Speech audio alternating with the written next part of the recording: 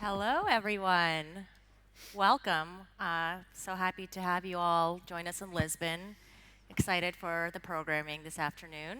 My name is Yelena Kavanagh. I'm the General Counsel at the Solana Foundation, and I'm joined today by an esteemed group of crypto lawyers who have been in the game pretty much from the start of it all to discuss some of the legal challenges and considerations that devs are confronting as they think through their projects and working in the current regulatory climate.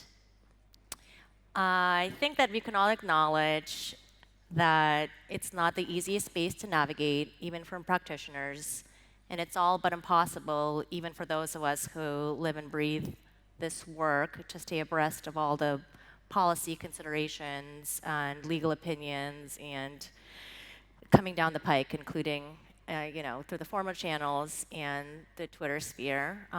So Breakpoint and this discussion is really oriented towards devs, the heartbeat of the Solana community, and really our hope today is to leave devs and projects at least with a semblance of more clarity in how to navigate the blurred lines of the regulatory landscape.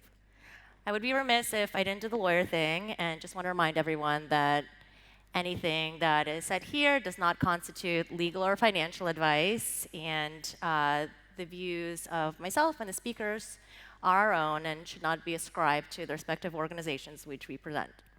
So without further ado, I'd love for our esteemed panelists to each introduce themselves and give a quick overview of how they got into the space. Liz? Thank you so much, Elena. It's a pleasure to be here. My name is Louis Cohen. I'm a co-founder of a boutique law firm in the U.S. Called DLX Law, and we have offices in New York, Delaware, and Washington. I came to the space from very much a TradFi background. I did a lot of work with large banks and issuers of securities, and spent a lot of time thinking about what is a security, how do we comply with these laws, and when I discovered blockchain, I said, oh my goodness, we've really found something unique and interesting and a new way to solve problems. And as I say in my pinned tweet in my Twitter, I don't think we need 1,000 new payment mechanisms, but we absolutely need 1,000 new marketplaces and business models that blockchain allows. So very excited about that. I'm Karen Ubell. I'm a partner at Goodwin Procter, based in San Francisco. I got into this space while I was working at the Securities and Exchange Commission. The Winklevoss filed the Bitcoin ETF, and at that point in time, we had to decide whether Bitcoin was more like a commodity or a security. We decided it was more like a commodity. That was a long time ago, and yet here we are, still with a lot of uncertainty, coloring this industry. And then rejoined private practice, and now work 100% with developers, investors, exchanges, really the entire ecosystem. So. Nancy Wojas. I am the head of the blockchain and cryptocurrency group at Cooley LLP. Been in the crypto business since 2017, when a client of ours wanted to do a token offering, and we had brought on a new partner. Karen was a colleague at that point in time, and he was supposed to handle everything. 2017 hit, and it was off to the races. And I found cryptocurrency interesting from both a policy and just a really fascinating technology. So it's been full cryptocurrency and blockchain technology since then. Great.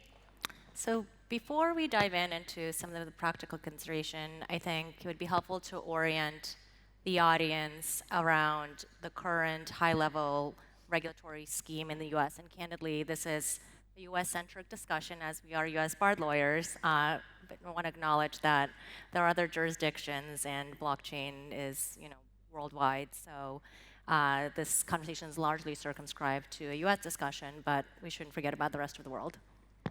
Louis, could you kick us off there? Sure, thanks, Yelena. And I know for devs, this can sometimes seem somewhat impenetrable of a concept. Which laws apply, why, and where?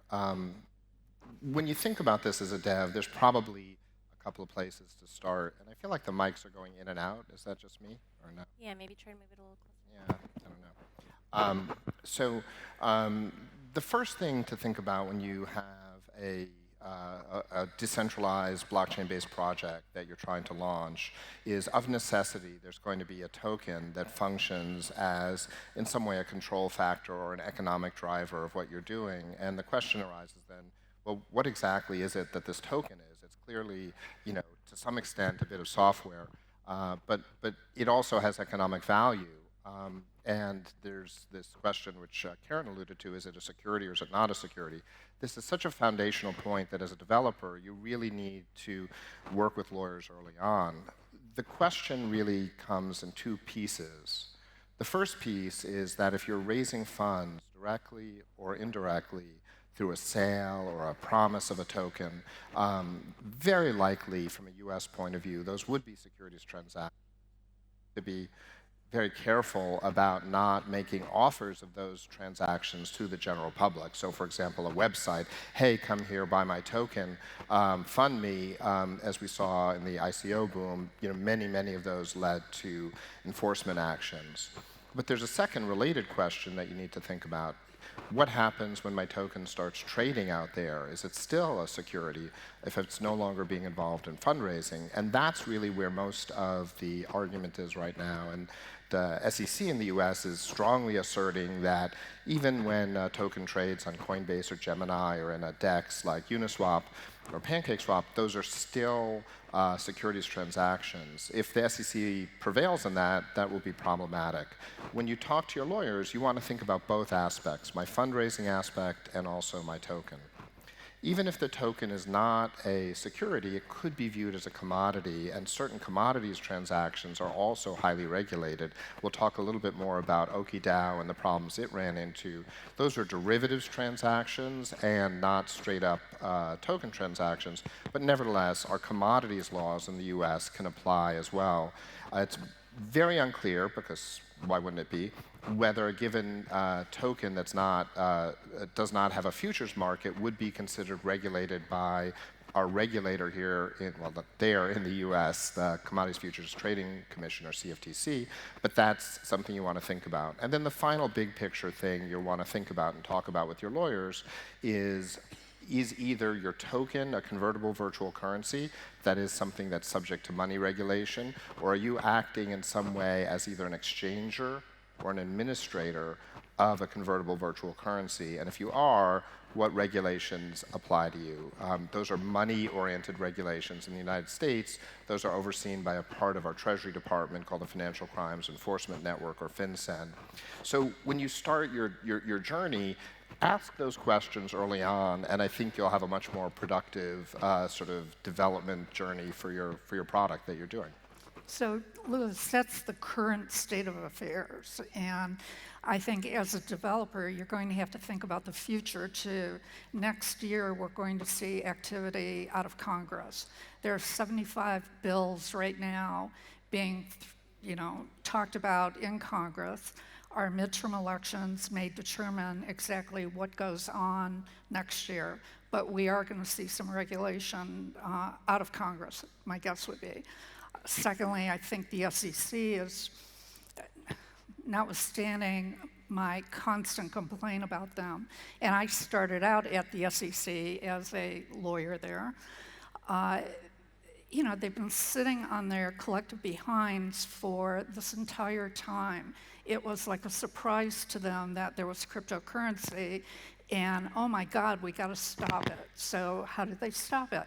They said, everything's a security, it's our jurisdiction, come in and we'll talk to you about it and we'll tell you how to do it. And we all know that that hasn't gone very well, right? Yeah, no, absolutely. I think right now we're in a period of great flux, and I think certainly, as you said, Nancy, I think paying attention to the elections is going to be very important. There are a number of important bills that are out there. So as promised, I do want to keep it oriented towards like practical considerations devs actually can take away from here as they think through their respective projects. I would love, Karen, to hear from you when a new project comes to you, hopefully early, and not down the line when they've already launched. Right. Kind of a framework for thinking through even what they should be thinking through initially, maybe even starting from basic principles like setting up the infrastructure and incorporating.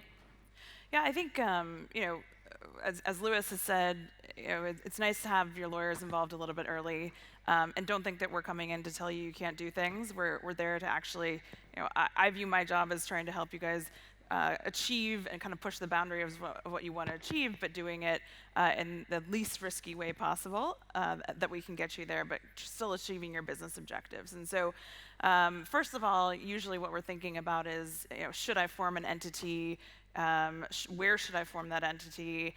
There's a lot of discussion about whether it's offshore or onshore. One thing I think that you want to keep in mind is if you have a token or if you have a protocol or a project that people can access from the US or a token that ends up in the hands of US holders, then you're going to have to kind of deal with the elephant in the room of US regulation. So there are some benefits of being offshore, but a lot of companies that we work with do start in the US as a Delaware entity.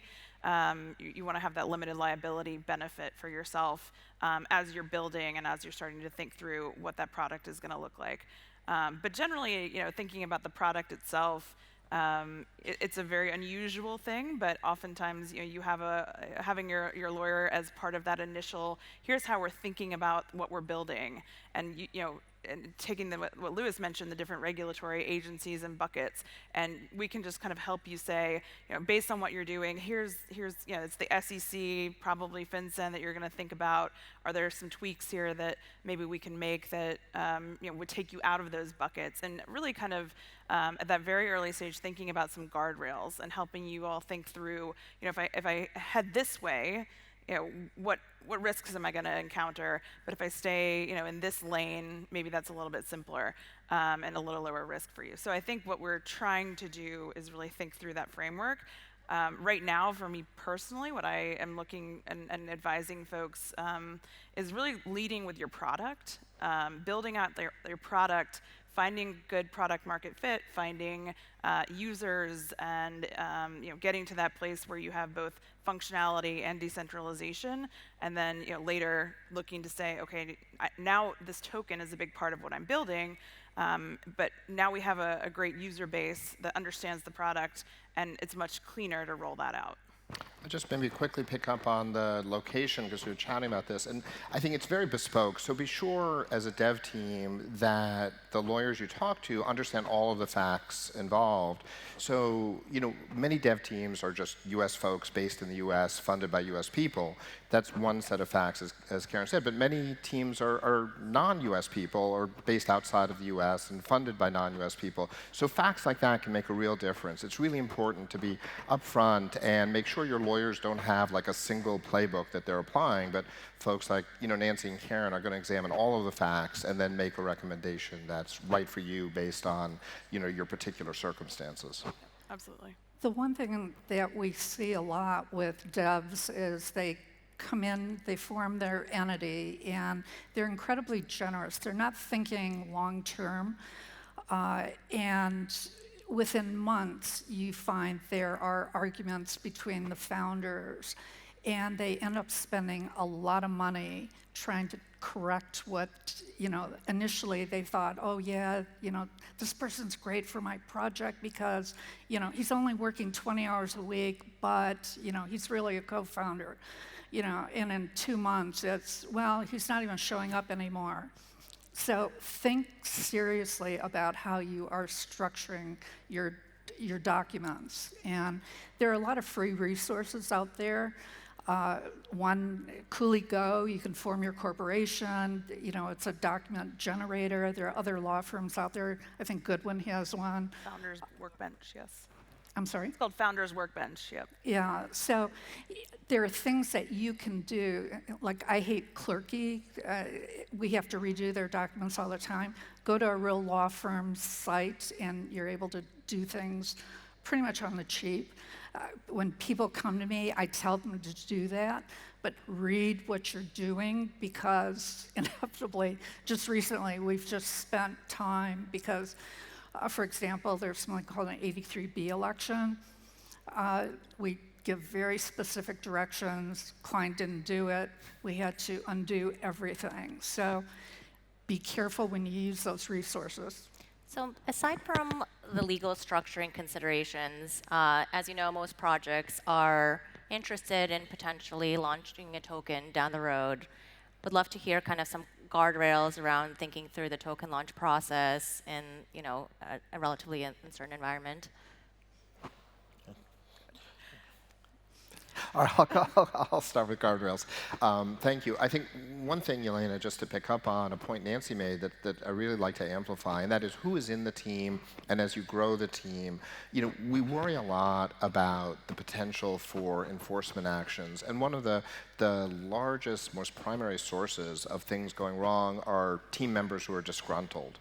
And so keeping, sort of a happy family is really one of the best guardrails you can have, because disgruntled former team members are often pick up a phone and call an enforcement person and said, hey, I got, screwed here, and come look at this. So I think that's, a great point from Nancy. Other things, you want to think about from a very early stage are communications about your project. What are you saying and how are you saying it? Regulators are very fond of dredging up tweets, and they'll even get into your Discord if it's public, and look at a lot of places. Starting discipline early with your colleagues around what you're focused on. You're focused on building a project. You're not focused primarily on creating a token that's going to rocket ship up to the moon. So I think those are some really important things to think about. Karen, Nancy? I would just really emphasize that, just being very careful about that. We saw with the Coinbase, the SEC's case against the Coinbase employee, Wahi, where they named 9 different assets as securities. Every single thing that they used in that complaint came from public statements from the mouth of the CEO, directors, employees, Discord statements, Medium posts, tweets were very, very popular fodder for the SEC. So, something I usually kind of say is, don't talk about the token except as part of the technology that you're building, and really focus on your own technology. How is it working? How is it valuable? And when I say valuable, I mean not, oh, this is going to the moon. How is this going to create new ways for people to interact? How is it taking blockchain technology and actually creating something new and interesting, and allowing people to kind of use that technology? So in websites, I have a project right now where somebody wants to come to us. I looked at their website, NFT project. The entire website was how much money you can make. And it's like, it is a concern. And the SEC will start its opening brief or the complaint saying, this CEO said this. And it's a loser case, I'm telling you. So things can be taken out of context so easily. Very definitely. I think we all know that from Twitter, just in and of itself, right? But things can be taken out of context so easily, and so you do have to be careful. And I know that when you're small, it might be easier to do that on a one-off basis as a communications team. But as you grow, really controlling for that through a communications policy, or having one person that is tweeting on behalf of your project or your company. Really kind of having tight controls over that and around your messaging. I'll pick up on one more point on this theme, and that is to think about the underlying business model. I think with token projects, people sometimes focus exclusively, on the token that they're creating. The question really arises, is there an equity business model there alongside this, or is this really just all you're seeking to do is get the token out there and step away? If you can, where it's appropriate, having a separate business model can be very valuable to making it clear to someone who looks at this, that you're a technology company and you have sources of revenue, but you also have adjacent protocol that you use along with many other folks. In a litigated case in New Hampshire right now, the protocol did not really have a good answer to this, and it was considered, really problematic. If your only business of the labs entity is making money from selling the token, that's going to be concerning. So, you should think about your business model and, talk to your counsel about what your business model is and how it all fits together, the token part, and then is there a separate, kind of revenue-based model. So I think that's something to think about as well. That's great. Thank you, guys. On that note, would love to kind of dive into traps for the unwary. I think this is a strange space where non-lawyers can verbatim recite, 4 prongs of a Supreme Court test, namely Howie. So, I think some folks in the community have come to simplistic conclusions. If NFT, not a token. If I institute this DAO governance, I'm somehow insulated. Would love to hear from you just kind of when you've picked up clients who've kind of gone down in that kind of path. So to provide some guidance for the unwary. I think one thing that's top of mind right now, right, is if DAO, no regulation, and that's definitely not true. If DAO, no tax, also not true. I think that there are a lot of folks that think, if I'm decentralized, then no one's really responsible, and therefore no one's really responsible. And I think with the CFTC action against Uki, that was another, and I don't know what the consensus is on how we pronounce that, but I think that I think we saw this idea where you had a couple of founders that said, okay, I think back to our comms message, I think they actually said, well, now that we're decentralized, they can't come after us now. And I don't think that's ever been, a successful legal strategy. And so they, of course, said it doesn't matter that, it was, this thing was illegal when it was centralized. It's still illegal when it's decentralized. And then they've come up with some rather concerning precedent, if it becomes a precedent, but rather concerning approach to saying who is then responsible. And they took the approach that it's everybody who ever voted on anything. So even if you voted no, then we shouldn't be doing this. You still could be liable. And so that's going to be really interesting from a governance perspective, figuring out now, again, just kind of, again, showing how things change so quickly in this space from a legal perspective. We were trying to kind of endow governance tokens with a lot of authority over the DAO and the protocol and the ecosystem and the community. And now we're going to probably see that start to shift as people become maybe more reticent to be voting and being active members. So again, this is also why you got to check back in with your lawyers, because very small things can have a big influence and can change kind of how they may be advising you on your approach. So yeah, that's a very, very scary case, and the jurisdiction that they're trying to exert on this is just truly amazing. But again, check with your lawyers, and we've always been more concerned about the SEC. Again, Nancy the cynic believes that the CFTC is trying to demonstrate to Congress, saying, hey, we are a strong enforcer of laws, and we should be the primary enforcer. So I think they're taking a unique position, honestly. Going after everybody who ever voted is mind-boggling to me. Well, I think we have just a couple of minutes left, and I think we could sit here all day. I'm sure not everyone would love that, but I'd love to, like kind of the last question, and in line with the 24/7 news cycle. Yesterday, there was an article that came out by a protocol that has directly engaged with the regulators and has reached certain conclusions. Would just love to hear your thoughts about, how to engage, when to engage, and general thoughts about whether more projects will take that approach going forward. Quickly pick up on that. So the project announced yesterday that they had concluded that their token had, quote unquote, morphed or somehow change from being a security to being a non-security.